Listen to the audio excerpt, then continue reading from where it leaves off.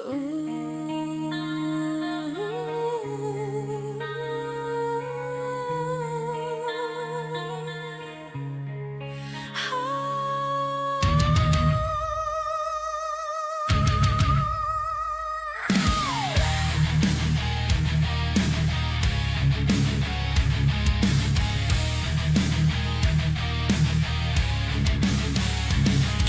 sleep, no matter how hard you try. The Sandman is hiding, he won't work his magic. What is the answer to the bill collector of rest, who has come calling on your past to account? You need an insomnia cure. Scan our shelves for just the right comatonic.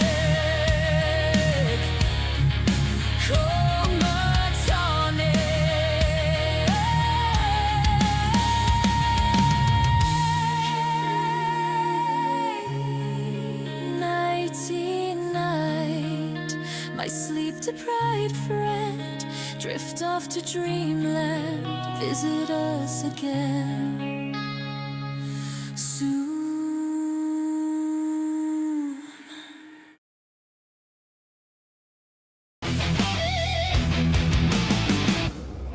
Hi, I am Ozzy the Wonder Squirrel. Don't forget to watch Evil Dead Chick on Deadites on Deck on YouTube. Oh, and subscribe, man!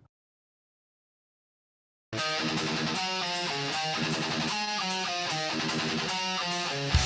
on the horror!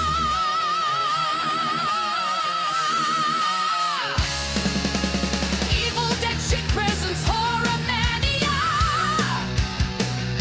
The scariest time you will ever experience on YouTube.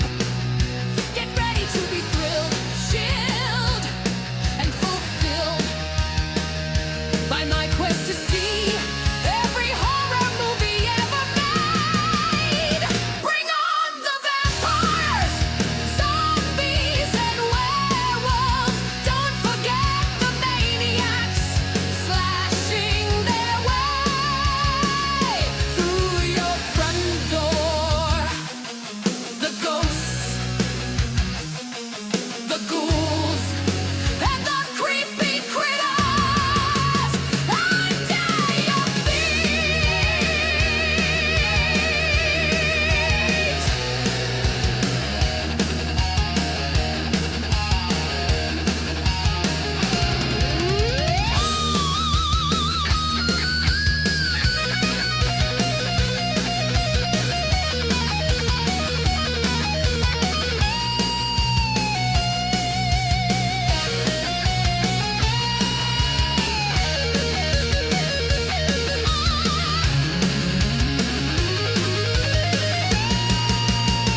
Bring on the horror! Evil Dead Chick presents HorrorMania!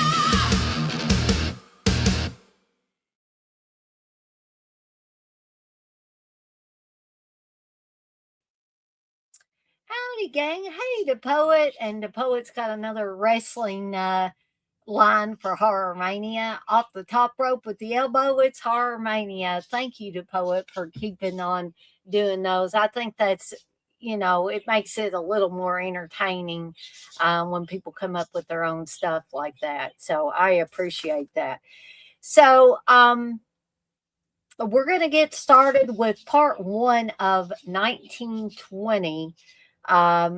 They're going to get a little more spaced out now. I'm not going to be covering several years at one time because there's starting to be more movies per year once we hit 1920.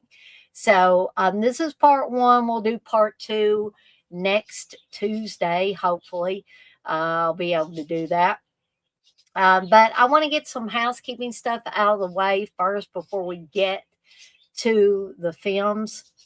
What's up with the red light? Is it distracting to you, the poet? Because I can I can turn it off. It's not actually a red light. It's an energy saving light, and so it makes it look kind of orangey or whatever in here.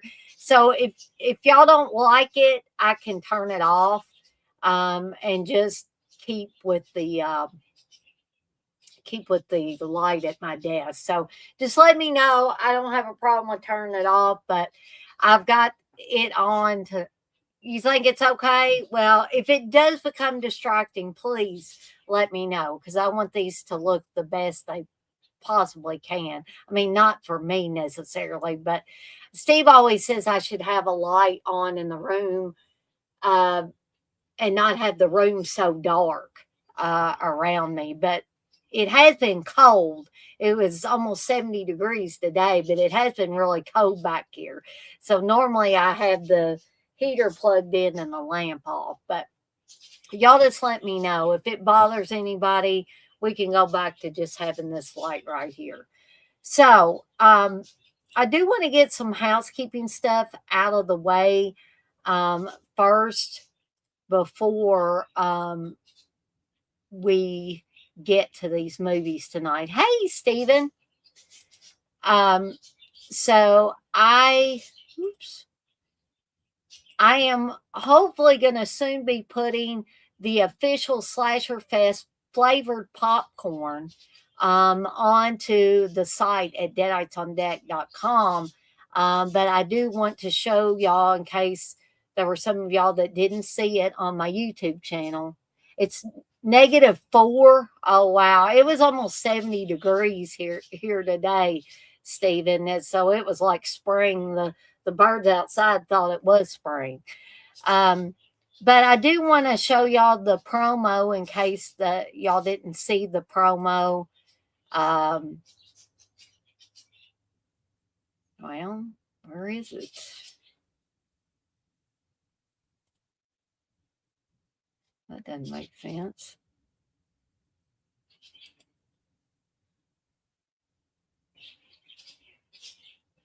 Okay, maybe it's okay. Here it is. I guess I didn't put it in the folder, but I'm going to show you guys and gals the official Slasher Fest popcorn promo that I created last night, in case you guys and gals didn't get to see this on my YouTube channel yet. For those of you that have, just bear with me. Soon to the Deadites on Deck Horror Shop. Official Slasher Fest popcorn in terrifying flavors to make you scream. Carve you like a pumpkin. Crystal Lake Caramel Crunch. Killer Clown's Cotton Candy Cocoons. Kruger's Triple Chocolate Threat. Michael's Trick or Treat. And Sawyer Family Chainsaw Cherry Bloodbath. Only available at deaditesondeck.com. Buy a bag now if you dare.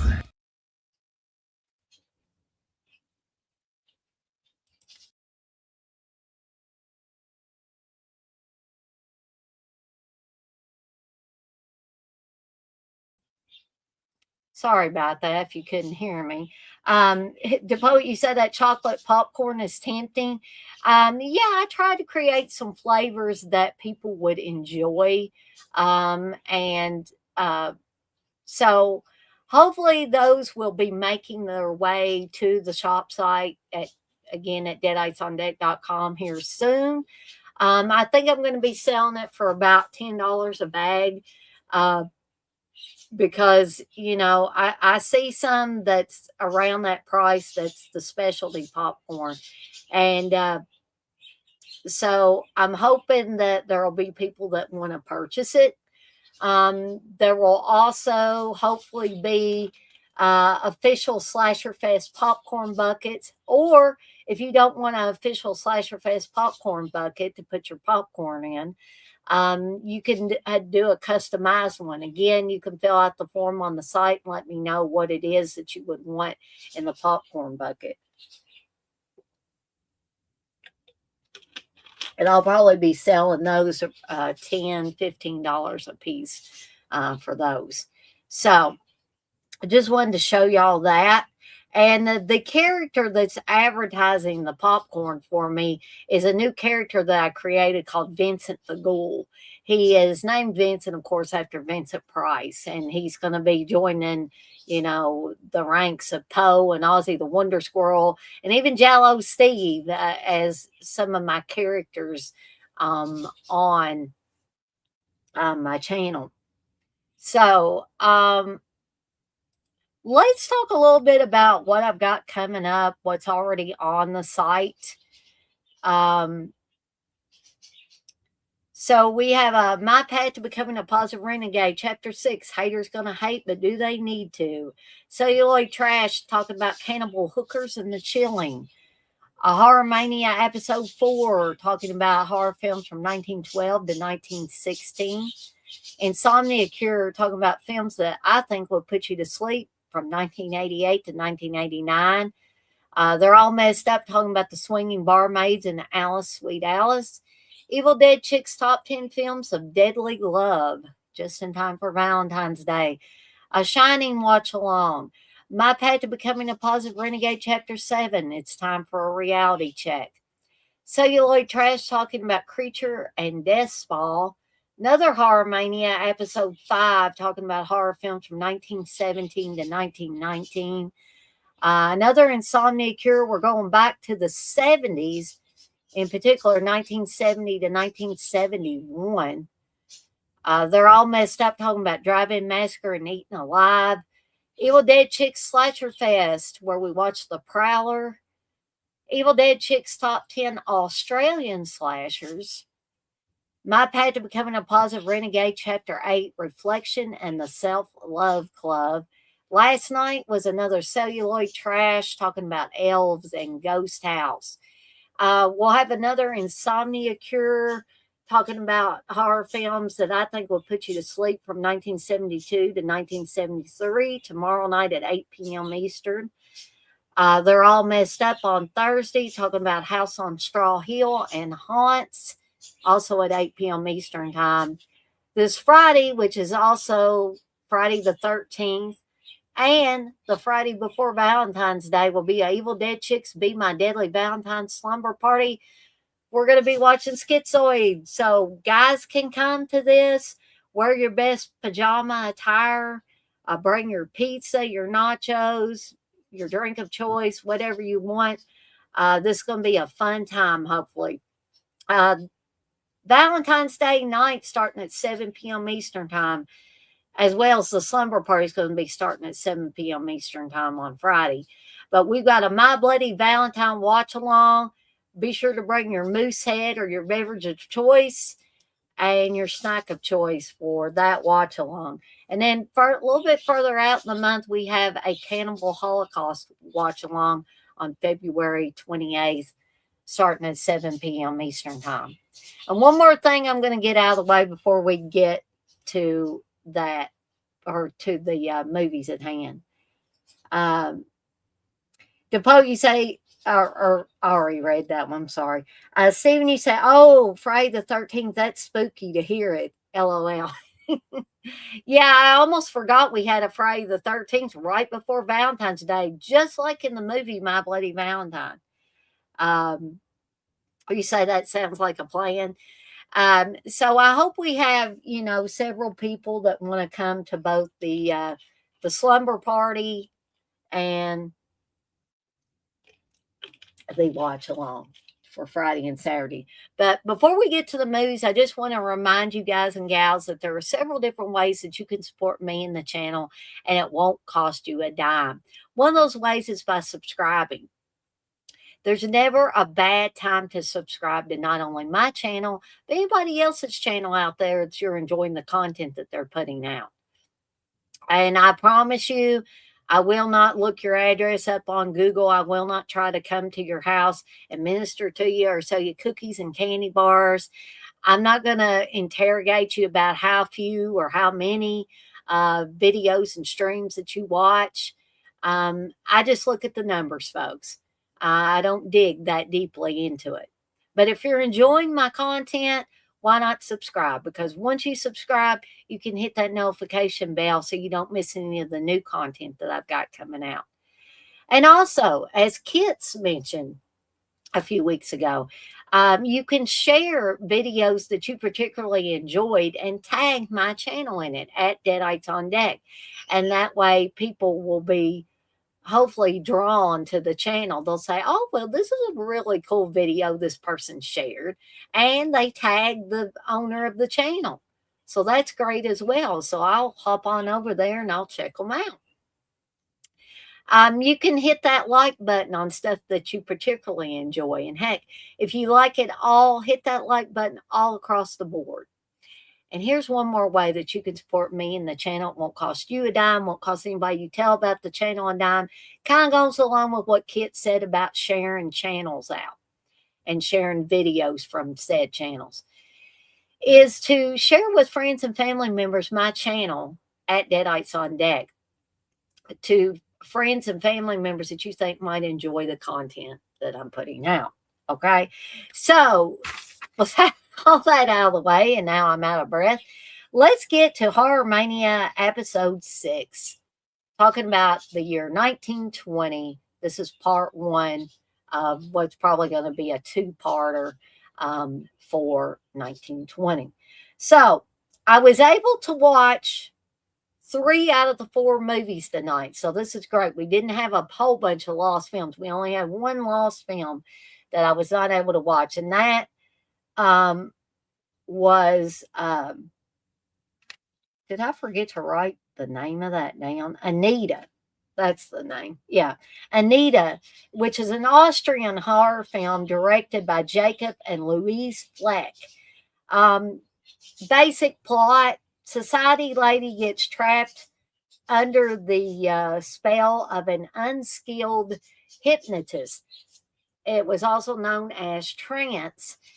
Unfortunately, this is a lost film, folks, and I was not able to watch it, and probably neither will you guys and gals. But if anybody sees this film surface anywhere, there are other films called Anita, but keep in mind that this is Anita from 1920. That's an Austrian horror film directed by Jacob and Louise Fleck. But if you find it somewhere to watch, please let me know, because I would love to watch it. Which moves us on to The Cabinet of Dr. Caligari, directed by Robert Wine. Oh my gosh, folks. I had never seen The Cabinet of Dr. Caligari before today. I had not. I had always heard good things about The Cabinet of Dr. Caligari, but I had never sat down and watched it. You can watch it on YouTube, folks. There's even a restored version, which is what I watched today. It's a groundbreaking, and I would definitely consider it groundbreaking, 1920 silent film. It's one of the earliest, most influential, and most artistically acclaimed German expressionist films. So, what's the plot? In case you didn't know the plot of Dr. Caligari, it tells the story of the deranged Dr. Caligari and his faithful sleepwalking Caesar, and their connection to a string of murders in a German mountain village of Holstenwall. The restored version that I watched, hey kids, the restored version I watched on YouTube did have English subtitles, so you don't have to sit there and figure out the German that's showing up on the screen there. This also presents one of the earliest examples of a motion picture frame story, in which the body of the plot is presented entirely almost in a flashback as told by the main character, Francis. I started to notice with 1920 that the films became more dialogue driven. Even though they're silent, they still have dialogue that's flashed up on the screen periodically. And I'm noticing more of that with Dr. Caligari especially. And my goodness, folks, this is a creepy ass film. The makeup they have on these people, the expressions on their face, the set design is like nothing I have ever seen before. So I just absolutely love this film, and I would highly, highly recommend it. Yeah, I could tell that, but it was just so unique. It was so unique. And I think Kits would agree because she says Dr. Caligari is one of her favorites. So the narrator of the story, Francis, and his friend Alan, they visit a carnival in the village where they see Dr. Caligari and Caesar. And Caesar apparently has the ability to tell the future or see the future and be able to tell the future. Um, you are right, Kits. You say it was. It also was the inspo for Rob Zombie's Living Dead Girl video. Yeah, I would say it definitely influenced Rob Zombie, the poet. Yeah, because a lot of the design is like a lot of at least Rob Zombie's early music videos. Um, when Francis's friend Alan asks Caesar how long he has to live, Caesar tells Alan that he will die tomorrow at dawn. And unfortunately, this comes true. And Francis is very distraught about this. So Francis and his girlfriend Jane uh, investigate Caligari because they're suspicious of him and Caesar. And this leads to Jane being kidnapped by Caesar. And I don't want to tell you all the little twists and turns towards the end of the film. In case you have not seen this film, I don't want to ruin it for you, but it's a wild, wild ride, folks. And I was just thoroughly engrossed in this. I didn't care that it was a silent film. The story was absolutely, I mean, it was creepy. It was engrossing. It never got boring. And just when you thought you had things figured out, you would get another twist in there.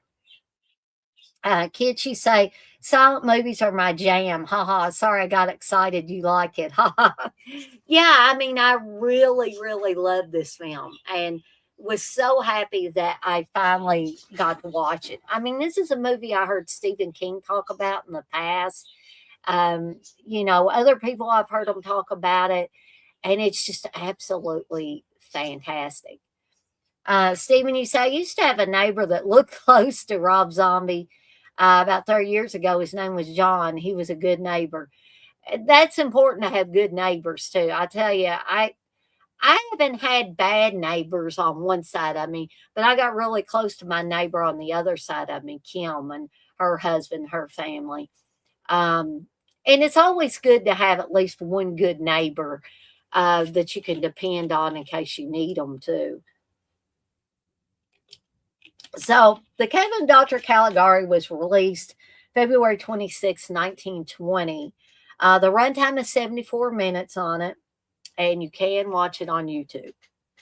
All right, so we got another Dr. Jekyll and Mr. Hyde coming up next. This is the one starring John Barrymore. And I think this has been my favorite Dr. Jekyll and Mr. Hyde film that I've watched since I started watching or started doing these HorrorMania episodes. Again, this is a 1920 silent horror film. Oh, and John Barrymore, in case you didn't know, is the grandfather of Drew Barrymore, by the way. With John Barrymore playing Dr. Jekyll and Mr. Hyde. This is directed by John S. Robertson, and the release date was March 18th, 1920. Runtime on this one is 79 minutes. You can watch it on YouTube. And for the first time ever in any of these silent films I've watched, I saw the word damn used. D-A-M-N. Damn. I was a little shocked because I was like, I didn't know they used curse words in this early of films.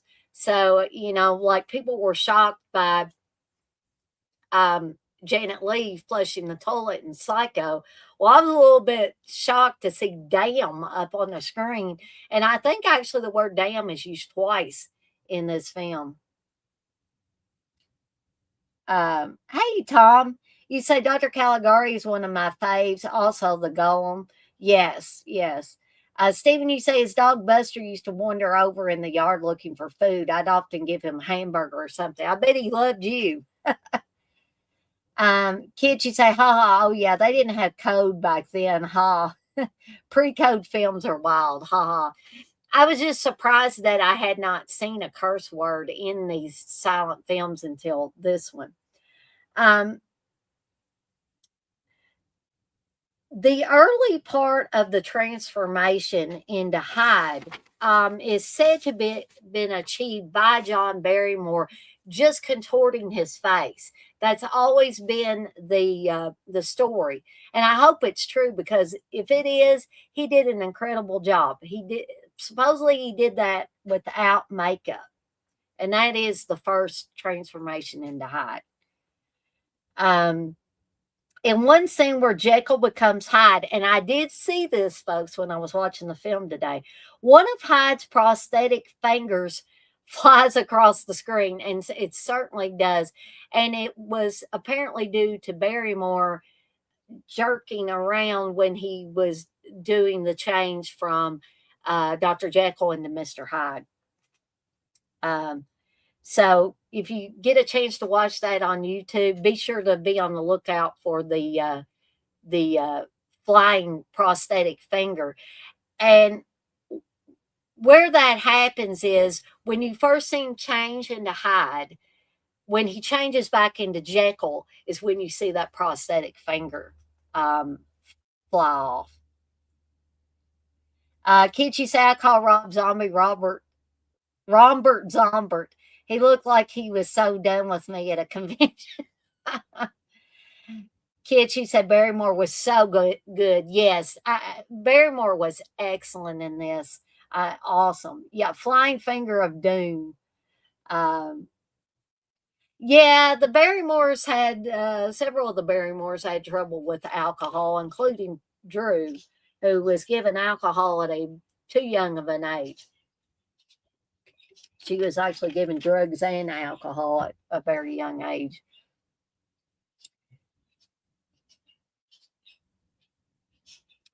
So that has been my favorite one, but we got another unique, I think, version of Dr. Jekyll and Mr. Hyde, where Sheldon Lewis plays Dr. Jekyll and Mr. Hyde. This was directed and written by J. Charles Hayden.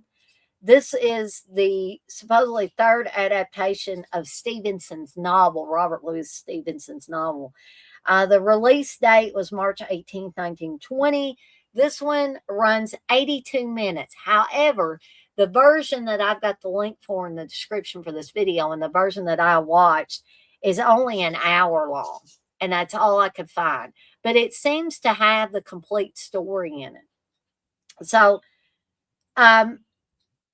if you don't want to hear me tell this, but I got to tell this because this is why I find it so unique. If you have not seen this version of Dr. Jekyll and Mr. Hyde and you think you might want to, please plug your ears, step out of the room, because I got to talk about this because this represents the uniqueness. Frederick March, and I'm going to be talking about that here soon, but right now, the John Barrymore one is my favorite one. And I think I've seen the Frederick March one years and years ago, but I'm going to have to go back and refresh myself. So if y'all, before I get to this, I'm going to read Stephen's comment, and then I'm going to start talking about it. So if you want to step out of the room, plug your ears, whatever, go ahead and do that. Stephen, you say, I remember hearing that about Drew Barrymore. She'd be too young for that stuff. I saw her in Firestarter in 1984. I always loved Drew Barrymore and stuff. But she got messed up for a little while because of all of that. She was at Hollywood parties and stuff. And I said, who with any sense would give a child, drugs and alcohol when they're just a kid? But that's Hollywood for you. So here's the reveal, and here's why I think that this version of the story is unique. Because most of the other stories, Jekyll would end up killing himself somehow because he could no longer control Hyde coming out. But this one, the story is revealed to be a nightmare that Dr. Jekyll was having. He gets woke up by his fiance, and he says, because at the beginning of the film, he didn't believe in God, he didn't believe there was a soul. But after his nightmare, he says, I believe in God, I have a soul. And then he decides not to create the chemical potion. So again, you can watch that on YouTube if you would like. So the last film is Genuine, also directed by Robert Wine. I like this one, not as much as The Cabinet of Dr. Caligari, but I did enjoy it. It's also known as Genuine, A Tale of a Vampire. I don't really get that because I don't ever see any vampires or vampirism in the film. But the release date was December 12th in Finland. The runtime is only 44 minutes on this one. So the plot is a young man comes to a barber, an eccentric man in a hidden house, and stays ill with fever, only to murder a lovely young girl. And that's the basic plot. But I would urge you to watch this one because it has some of those weird paper set pieces, like The Cabinet of Dr. Caligari. It has a weird vibe to it. It's very dreamy and like druggy kind of feeling. And I thought it was very well done. And the woman who plays Genuine, I thought she done a very good job of acting wicked. Apparently, it must be the house that makes her become so wicked, where she's, kind of hypnotizing men, wanting them to kill themselves, basically, for her, to show that they love her. So, like I said, you can watch all of these films on YouTube. They all were really good. I'm guessing my favorite had to be The Cabinet of Dr. Caligari, but I loved all of these, and I would urge you guys to seek them out on YouTube if you can. But I guess that is it from me for tonight, folks. I'll show the commercial or promo for the official Slasher Fest popcorn here one more time before I get off of here. Soon to the Deadites on Deck Horror Shop. Official Slasher Fest popcorn in terrifying flavors to make you scream. Carve you like a pumpkin. Crystal Lake Caramel Crunch. Killer Clown's Cotton Candy Cocoons. Kruger's Triple Chocolate Threat. Michael's Trick or Treat. And Sawyer Family Chainsaw Cherry Bloodbath. Only available at deaditesondeck.com. Buy a bag now if you dare.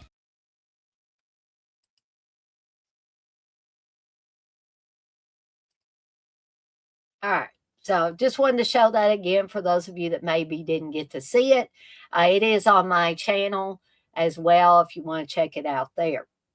So I want to thank the poet and Stephen and Kits and Tom for being in here with me tonight. Thank you, Kits. I put that together last night for the official Slasher Fest flavored popcorn that I'm going to be putting up on the site here, hopefully sooner rather than later. Oh, that's okay, Tom. It's better to be in here at least some of the time than not to be able to be in here at all. I do not mind. And you can always go back and watch it on the replay and watch what you missed. Thank you, kids. I saw that somebody, or maybe more than one somebody, had voted on them because I was having a really tough time figuring out what I wanted to put on which versions I wanted to put as labels on the bags of popcorn. Um, but I also want to thank you guys and gals who will watch this on the replay, or for those of you that maybe didn't feel comfortable getting in the chat, or maybe you were watching this on a device where you were unable to chat at the same time, like a smart TV. I thank you guys and gals as well. But as always, I'm off like a dirty shirt. This shirt ain't dirty, but I'm off like one. And I want to remind everybody, as I always do before I get off of here for the night, to be kind to one another and place that trail. Can't talk tonight. I haven't had any booze, folks. You enjoy your night too, kids. But I'm going to go ahead and call it a night tonight. But you guys and gals enjoy the rest of your Monday night. And I'll see everybody next time.